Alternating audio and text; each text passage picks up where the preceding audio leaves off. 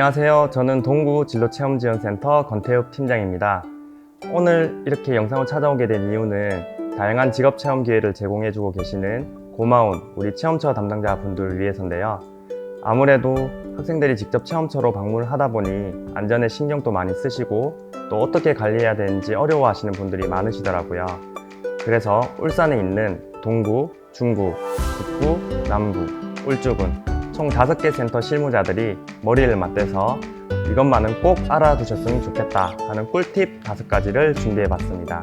자, 그럼 다 같이 한번 보러 가실까요? 첫 번째 꿀팁입니다. 시설 안전관리 부분인데요. 학생들이 안전하게 체험을 할 수 있도록 기본적인 시설 관리가 필요합니다.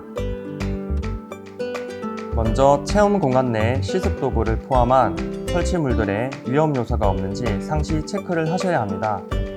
불이나 칼 같은 시습 도구들은 안전하게 관리되고 있는지 살펴보시고 위험물이 있는 경우 위험성 표지를 부착하여 관리해 주시기 바랍니다. 또한 출입문, 창문, 베란다 등의 창호 안전 상태가 양호하게 관리되어 있어야 하며 계단이나 난간에는 미끄럼 방지 테이프나 안전장치가 설치되어야 합니다. 마지막으로 기본적인 상처를 치료하거나 간단한 응급처치를 할 수 있는 구급상자를 비치해야 합니다. 큰 사고의 경우 빠른 대응과 병원 이송이 먼저지만 경미한 경우 대처할 수 있는 가장 기본적인 구급상자를 하나씩 꼭 비치해 주시면 감사하겠습니다. 두 번째 꿀팁은 비상대피로 확보입니다. 아무리 안전관리를 철저히 한다고 하더라도 안전사고는 언제 발생할지 알 수 없는 거겠죠? 기본적으로 학생들이 비상대피로를 확인할 수 있도록 비상유도등 센서나 표지를 부착하여야 합니다. 단, 체험처가 1층인 경우 비상유도등이 없어도 주출입구 및 비상구가 전면 유리인 경우 비상대피로가 확보된 것으로 판단합니다. 3층 이상인 경우에는 완강기가 배치되어야 합니다. 기본적인 완강기 사용 방법과 비상시 대처 방법에 대해서도 체험처 담당자는 미리 숙지하고 있어야 합니다. 완강기가 없는 경우 2개 이상의 비상구가 필수적으로 확보가 되어 있어야 합니다. 평소에 비상대피로 확보와 관리가 잘 이루어진다면 갑작스러운 상황에도 잘 대처할 수 있겠죠? 세 번째 꿀팁은 소방 소화기 관리입니다. 체험처마다 기본적인 소방 관리는 필수입니다. 특히 불이나 인화물 등을 사용하는 체험처의 경우 더욱 중요하다 할 수 있는데요.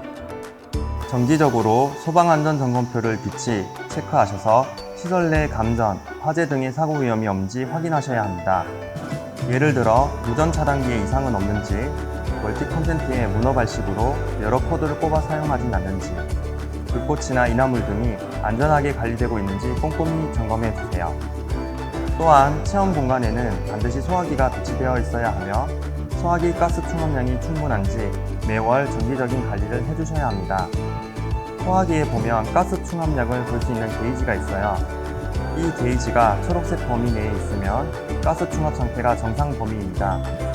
만약 이 범위를 넘어서 있다면 비상시 사용이 어려우니 다른 소화기로 교체해 주시기 바랍니다.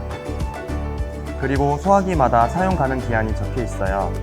이도 확인하셔서 기한이 지난 소화기는 폐기하고 새로운 소화기를 비치해 주시면 감사하겠습니다. 네 번째 꿀팁은 안전대책입니다. 평소에 아무리 안전관리 잘하고 있다 하더라도 갑작스러운 비상 상황이나 안전사고 발생 시에는 누구나 당황하기 마련입니다.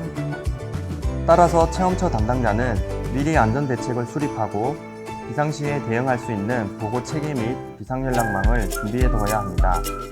체험 중 안전사고 발생 시 당황하여 발빠르게 대응하지 못해 문제가 생기지 않도록 안전사고 대응 순서 및 보고체계 등을 각 구분센터와 논의하시어 반드시 숙지해 주시기 바랍니다.